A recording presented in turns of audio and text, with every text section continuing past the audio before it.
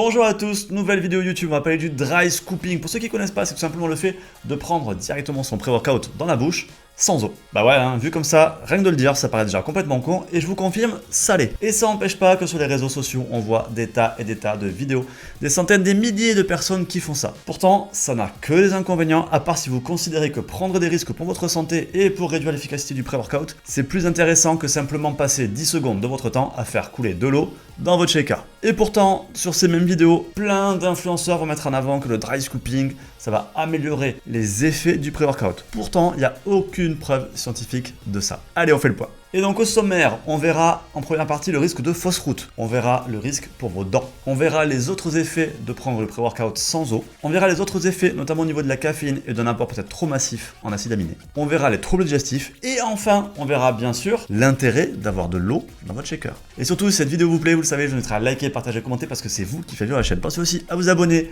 activer les notifications, la petite cloche pour ne pas rater mes futures vidéos. Et si vous cherchez les meilleurs compléments alimentaires pour le sport et la santé, et bien sûr un excellent pré-workout en plus sans caféine, Aquilab Nutrition, la marque que j'ai lancée avec toute mon équipe, on est là pour vous aider. Allez, première partie, booster direct dans la bouche, le risque de fausse route. Alors la fausse route, c'est tout simplement quand on se trompe de trou.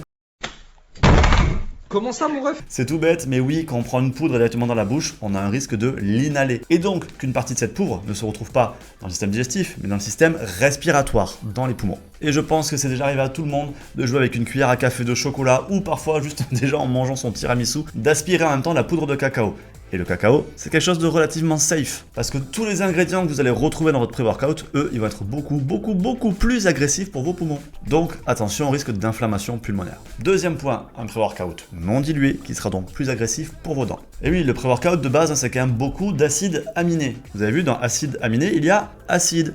C'est pas pour rien. Ce sont donc des éléments avec un pH plutôt bas, normalement on les dilue dans l'eau, ce qui permet d'atténuer ce pH, de le faire remonter un petit peu. Si vous les prenez purs, vous maintenez un pH très bas, et un pH très bas c'est acide, et l'acidité ça attaque les dents. Pour info, et même si certains acides aminés ont un pH basique, la plupart vont avoir un pH entre 5 et 6.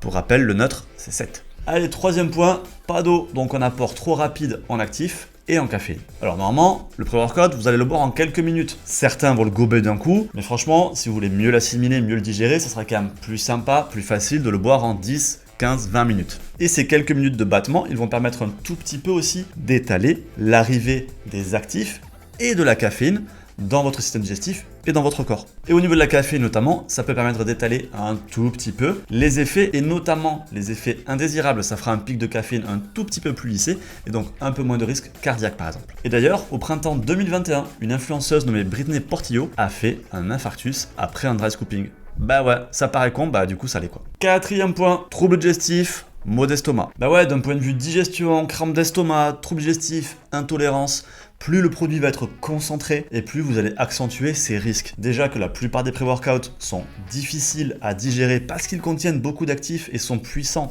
Donc déjà, ça peut poser des troubles digestifs quand on les prend normalement. Si en plus vous concentrez encore plus ces actifs, tous ces troubles-là, vous les augmentez. Ça veut dire que le produit, il sera moins bien assimilé et vous avez aussi un risque du coup de prendre votre pré-workout et en cours de séance de devoir aller aux toilettes, assis je précise, hein, pas debout, pour l'évacuer. Et là franchement, si vous passez une partie de votre séance assis sur les toilettes, je suis pas sûr que vous aurez boosté quoi que ce soit. À part votre consommation de PQ bien sûr. Allez, cinquième et dernière partie, et pourtant l'eau, oui, elle a une utilité. Bah oui, parce qu'en fait d'un point de vue performance, enlever l'eau, ça ne va pas augmenter l'efficacité du produit, ça va la réduire. Parce que, je le dis depuis le début, sans eau, vous aurez un produit plus concentré. Mais est-ce qu'il va être plus dosé? Bien sûr que non. Le fait d'enlever l'eau n'augmente pas le dosage de chaque ingrédient, le dosage de chaque actif. Donc au final, vous avez la même dose d'ingrédients, donc potentiellement la même efficacité. Mais vous avez moins d'eau, donc vous diminuez la capacité de digestion et la capacité d'assimilation de votre pré-workout. Et oui, parce que de nombreux ingrédients, notamment les acides aminés, ils ont besoin d'avoir suffisamment d'eau pour être assimilés correctement.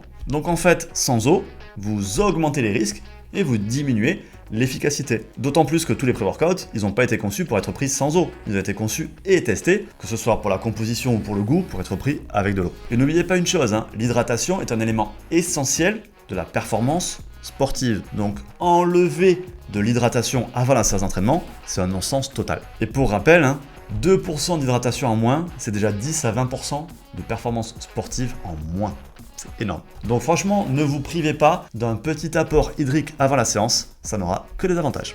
Et surtout, arrêtez de croire toutes les trends stupides des réseaux. Allez, bon pré-workout à tous, avec de l'eau, et à bientôt.